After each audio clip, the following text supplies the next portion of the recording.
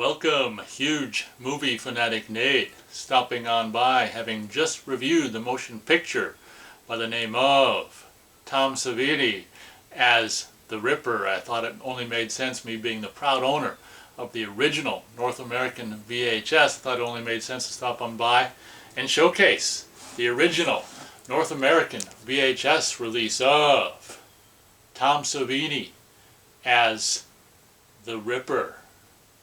As we can see on what's left of the back bottom, copyright 1985, United Entertainment Incorporated. Unfortunately, just like with my VHS version I own of Blood Cult, this VHS of Tom Savini as the Ripper was cut down. The bigger clamshell box was cut down to fit into this smaller video update clamshell box. Taking a closer look at what remains of the front cover, we can see just barely there Tom Savini's scary ass frickin' Jack the Ripper, or I guess I should say the Ripper eyes. Pretty scary cover, honestly. Tom Savini as the Ripper in this kind of shadowy blue kind of scary ass. That's actually pretty scary ass, honestly, and I hope I don't have nightmares after looking. I've been looking at those eyes for the past, I don't know what, 10-15 seconds, and I hope I can sleep tonight. Panning further down the front cover, we can see Tom Savini as the Ripper, and you can see like this Jack the Ripper, I guess I should say the Ripper knife coming into the image there as well. And oh, look at this, it says, it's kind of like a subtitle or something, "The legend lives on." You can see on the bottom there abbreviated credits there, Wade Tower, yeah, all these names and stuff. Yep, you can see abbreviated credits in the video store bottom corner there, the kind of mint, you know, whatever, bright green horror sticker from Video Update. Taking a look at what remains of the spine, I think this came out in a bigger plastic clamshell originally, so there'd only be this one spine anyway, but they chopped, just like with the front and back cover, they chopped down the spine to fit in their smaller clamshell. You can see at the very top a remnants, or the majority of hi-fi. I don't know if it would have said VHS hi-fi, it's hard to say. We can probably find the full images for the full packaging online, but we're looking at my particular version. On the spine there, front and center, is kind of the Ripper in the blood red font, Ripper logo, and on the kind of the dark bluish background of the spine, you might also be able to see here the sticker, bulk clearance outlet, $2.99. Got a barcode there, and you can see, if you watch my review of the actual movie, you've already seen the spine, and you can see the exact day, month, and year that this cassette went into. You know, they're purging it from their rental section and trying to get the hell rid of it in the early 2000s, as everything is going from VHS to DVD, and probably less and less people are renting VHS in 2003. I consider this sticker on there as part of the history of this video cassette, so I don't have any intention of peeling it off to reveal the information that is featured underneath it. Taking a look at what remains of the back, this is going to be kind of interesting, maybe difficult to read the synopsis because it looks like the sides are chopped off. We can barely read here, well, we can mostly probably read this thing on the top, kind of the tagline, "A new horror classic is born." That kind of idea, and that happens a lot every time there's a new movie, like In a Violent Nature, so many horror movies that come out and brand new, people call it a new classic, and I think that's kind of the whole term "a new classic" doesn't make much sense, because something that's new I don't think can be a classic, but what I guess they're trying to say is will be a classic someday. But I always thought it was funny when you call something a new horror classic. But you've actually got 4 images here. One image of this one guy and this main kind of teacher, dance teacher, woman with the short hair on the left there. Hot chick getting frickin' butchered there in the middle there. And if you look at that closely, when I first saw this VHS cover in the video stores and stuff, I'm like, wow, it's pretty gory.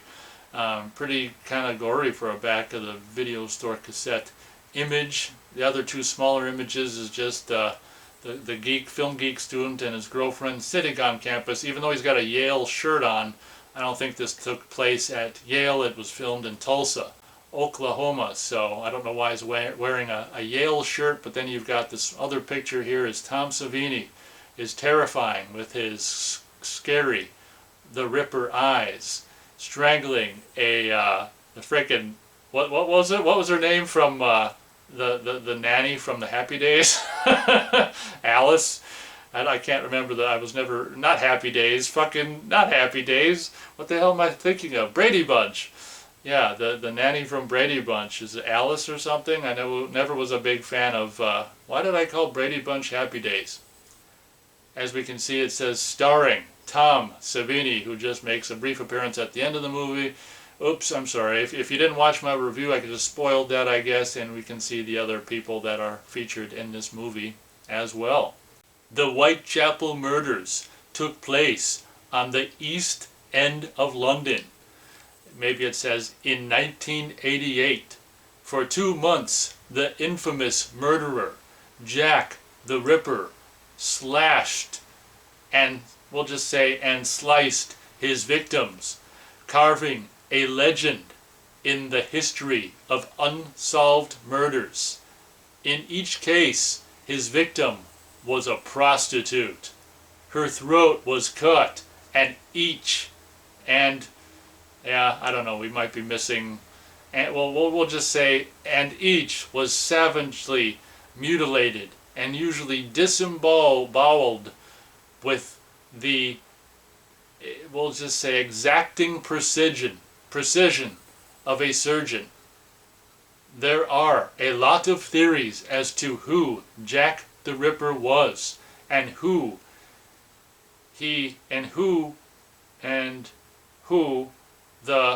committed the murders.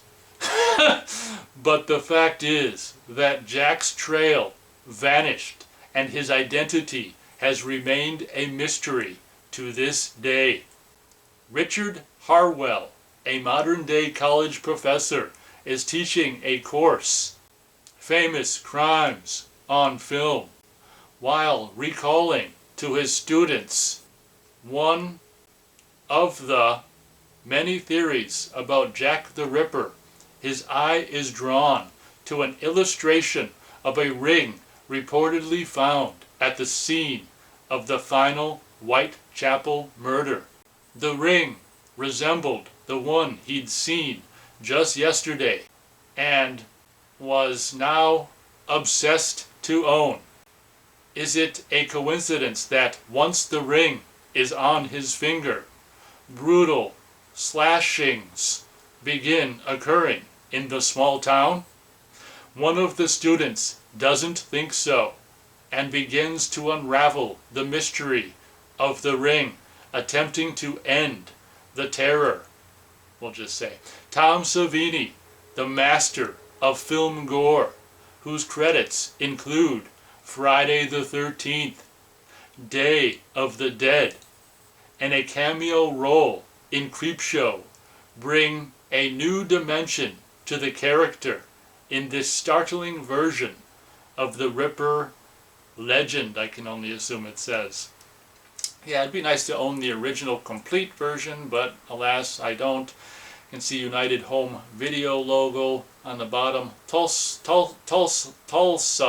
Oklahoma. Not recommended for persons under, I can only assume it says 17 years of age. Contains portrayals of graphic and explicit violence.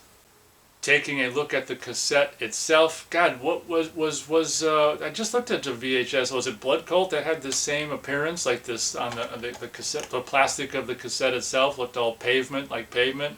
That's interesting.